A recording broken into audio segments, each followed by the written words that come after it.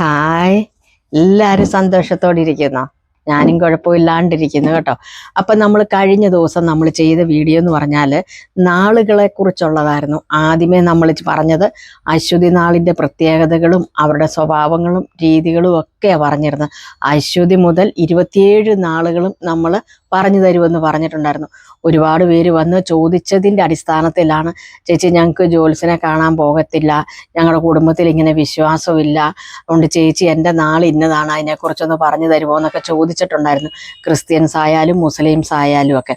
ഹിന്ദുക്കൾ എന്ന് പറഞ്ഞു കഴിയുമ്പോഴേ കുഞ്ഞുങ്ങളുണ്ടാകുമ്പോഴേ നാൾ നോക്കും, അല്ലെ ജാതകം എഴുതിക്കും. ഇതൊക്കെ ഉള്ളത് കൊണ്ട് അവർക്ക് അത്ര വലിയ കാര്യങ്ങളില്ല. കാരണം അവർക്കും അറിയാൻ പാടില്ലാത്തവരും നോക്കിയിട്ടില്ലാത്തവരും കാണുമായിരിക്കും അപൂർവമായിട്ട്. എങ്കിലും എല്ലാവർക്കും വേണ്ടിയിട്ടാണ് കേട്ടോ. അപ്പം കഴിഞ്ഞ ദിവസം നമ്മൾ അശ്വതി നാളിനെ കുറിച്ചാണ് പറഞ്ഞത്. ഇന്നിപ്പം നമ്മൾ പറയാൻ പോകുന്നത് ഭരണി നാളിൻ്റെ സ്വഭാവ വിശേഷങ്ങളൊക്കെയാണ് നമ്മൾ പറഞ്ഞുകൊണ്ടിരിക്കുന്നത്.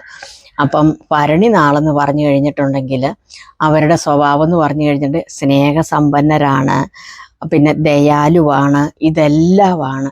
പക്ഷേങ്കിൽ ഇവർ പിണങ്ങിക്കഴിഞ്ഞിട്ടുണ്ടെങ്കിൽ ഭയങ്കര ദേഷ്യവും അരിശവും വിദ്വേഷവും ഒക്കെ ഉണ്ട്. ഇതിപ്പം മക്കളായാലും ഭർത്താവായാലും കുടുംബക്കാരായാലും ആരായാലും പിണങ്ങിയിട്ടുണ്ടെങ്കിൽ പിന്നെ ഉണ്ടല്ലോ അവർ പിണങ്ങി തന്നെ ഇരിക്കും, കാലങ്ങളോളം പിണങ്ങിയിരിക്കും.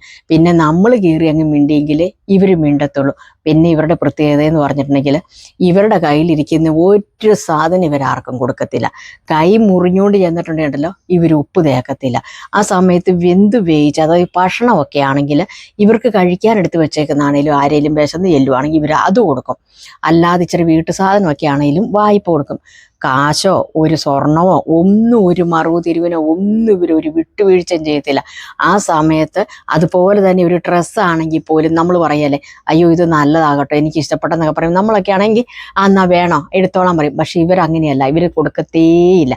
ഇവർ മറ്റുള്ളവരുടെയും കൂടെ ഇങ്ങോട്ട് വേണം എന്ന് ആഗ്രഹിക്കുന്ന ഒരു സ്വഭാവക്കാരാണ്.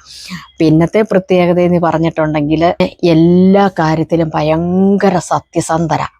ഇവരെ വിശ്വസിക്കാൻ കൊള്ളാം. എന്ത് കാര്യം നമുക്ക് ഇവരോട് വിശ്വസിച്ച് എന്ന് പറയാൻ കൊള്ളാം. അതിപ്പോൾ എത്ര വഴക്കുണ്ടാക്കിയാലും പിണങ്ങിയാലും ഒരു മനുഷ്യരോടും പറയത്തുമില്ല. പിന്നെ ഇവർ ഭയങ്കര സൗന്ദര്യത്തെ നോക്കുന്ന ആൾക്കാരാണ്. ഏതൊക്കെ രീതിയിൽ നല്ല വൃത്തിക്കും മെനയ്ക്കും സൗന്ദര്യം മേക്കപ്പ് ചെയ്ത് നടക്കാമോ ആ രീതിയിലൊക്കെ നടക്കാവുന്നവരാട്ടോ ഇവരെ. പിന്നെ ഇവരുടെ പ്രത്യേകത എന്ന് ചോദിച്ചിട്ടുണ്ടെങ്കിൽ നമ്മൾ പറയുന്നത് എന്താണ്, അല്ലെങ്കിൽ മറ്റുള്ളവർ പറഞ്ഞത് എന്താണ്, അത് ശരിയോ തെറ്റോ എന്നൊന്നും നോക്കാതുണ്ടല്ലോ എടുത്തു ചാടി ഇവർ പ്രതികരിച്ചിരിക്കും. അതുപോലെ തന്നെ അയൽവക്കത്തുള്ളവരോടാണേലും അത് അവർ പറയുന്ന കാര്യങ്ങൾ മനസ്സിലാക്കാതെ വായിക്ക് തോന്നുന്നതൊക്കെ ഭൂരിപക്ഷം ആൾക്കാരും എടുത്തു ചാടി വിളിച്ചു പറയും. പിന്നെ മറ്റൊരു കാര്യമുണ്ട്, ഭരണിനാളെന്ന് പറഞ്ഞാലും ചിലർ ജനിക്കുന്ന ഒരു സമയമുണ്ട്, ആ ജനിക്കുന്ന ദിവസത്തിൻ്റെ പ്രത്യേകതകളുണ്ട്.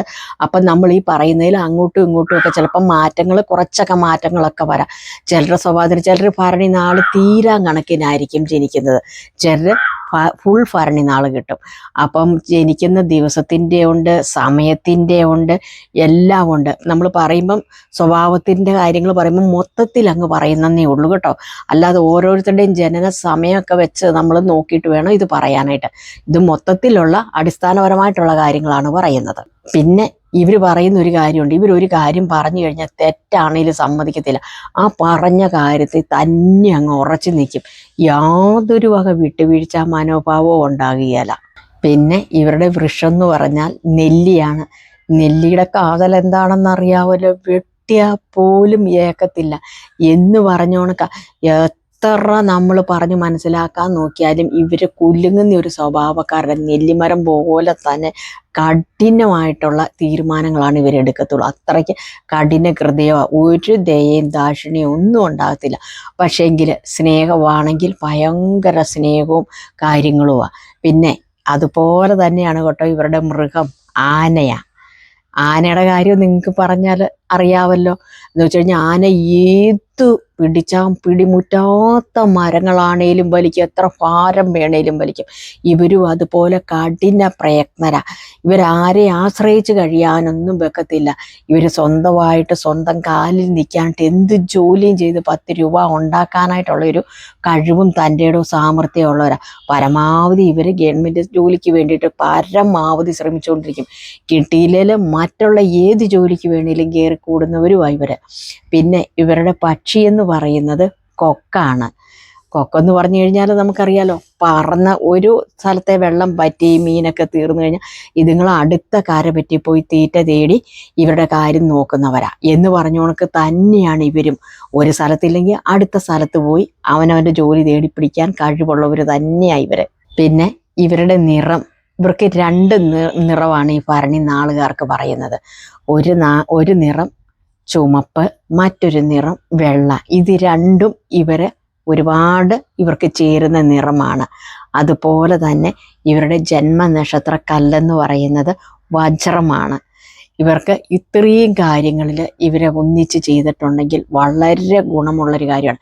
പിന്നെ വേറൊരു കാര്യം എന്ന് പറഞ്ഞാൽ ഭരണി, ഞാൻ ആദ്യമേ പറഞ്ഞിട്ടുണ്ട്, ചിലരുടെ ജനന സമയവും ദിവസവും ഇതുമൊക്കെ കണക്കിലെടുത്തിട്ടാണ് പറയുന്നത്. എങ്കിലും ഭരണി നാളുകാർക്ക് പൊതുവെ ആയുസ് കുറവുള്ളവരാണ്. ഒരേകദേശം എന്ന് പറഞ്ഞു കഴിഞ്ഞിട്ടുണ്ട്. ഇത് വെച്ചാൽ നമുക്ക് പൊതുവായ കാര്യമാണ് പറയുന്നത്. 54-നും 62 വയസ്സിനിടയ്ക്കാണ് ഇവർക്ക് പറയുന്നത്. പിന്നെ ജനിക്കുന്ന സമയം വെച്ച് അങ്ങോട്ടും ഇങ്ങോട്ടും മാറ്റങ്ങൾ വരാം. പിന്നെ ഇവരുടെ ഗണമെന്ന് പറഞ്ഞാൽ അസുരഗണം ഒന്നുമല്ല. സ്നേഹക്കുറവും ദേഷ്യവും അരിശവും ഒക്കെ ഉണ്ടെങ്കിലും ഇവരുടെ ഗണം മനുഷ്യഗണമാണ്.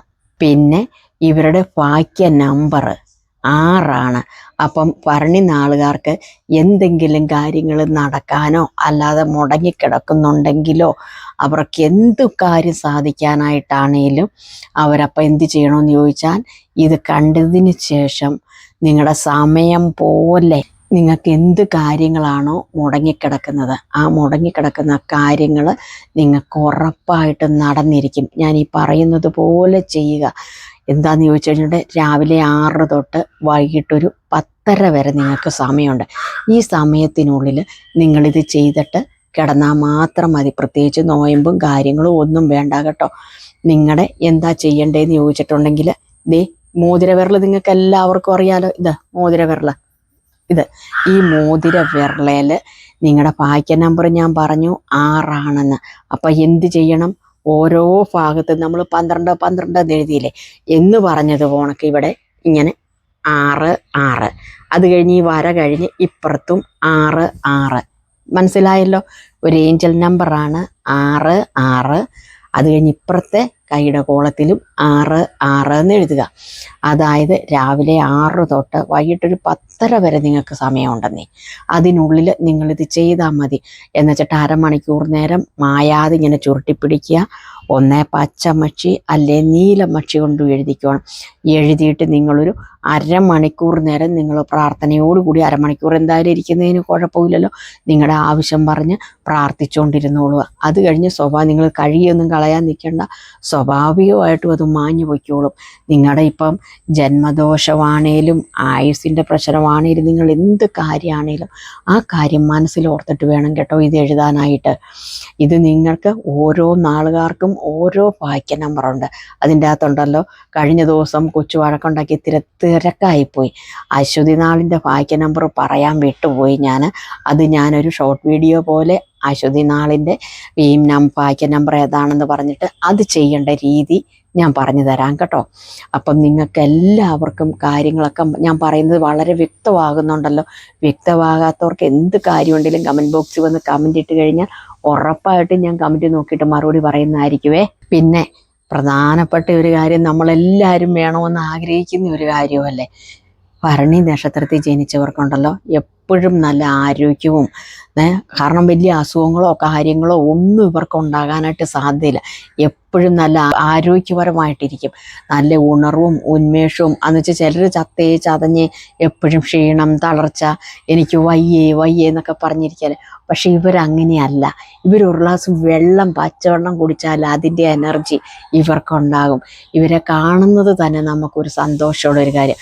ഇവരെ കണി കണ്ടാലും ഇവരുടെ കൈ നീട്ടമെന്നല്ല, ഇതിങ്ങനെങ്ങാനും പറഞ്ഞത് അല്ലെങ്കിൽ അവരറിഞ്ഞിട്ടുണ്ടെങ്കിൽ പിന്നെയുണ്ടല്ലോ നമ്മളൊക്കെ 10 മണിക്ക് വരെ ഇവർ നമ്മളെ കാണാതെ എടുക്കാതെ 1 രൂപ രാവിലെ ഒരു കൈനീട്ടം തരാതെ ഇരിക്കാൻ ശ്രമിക്കുക. അതുകൊണ്ട് നമ്മുടെ വീടിൻ്റെ അടുത്ത് ഭരണി നാളുകാരുണ്ടെങ്കിൽ നിങ്ങളതൊന്നും പറയാൻ നിൽക്കണ്ട.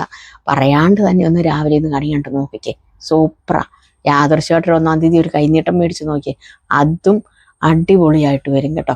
അപ്പോൾ എന്തെങ്കിലും സംശയം ഉണ്ടെങ്കിൽ കമൻറ്റ് ബോക്സിൽ വന്ന് കമൻറ്റ് ചെയ്യാൻ മറക്കല്ലേ. അടുത്ത ദിവസം മറ്റൊരു വീഡിയോ ആയിട്ട് വീണ്ടും കാണാവേ. Tata bye bye. ഓക്കേ.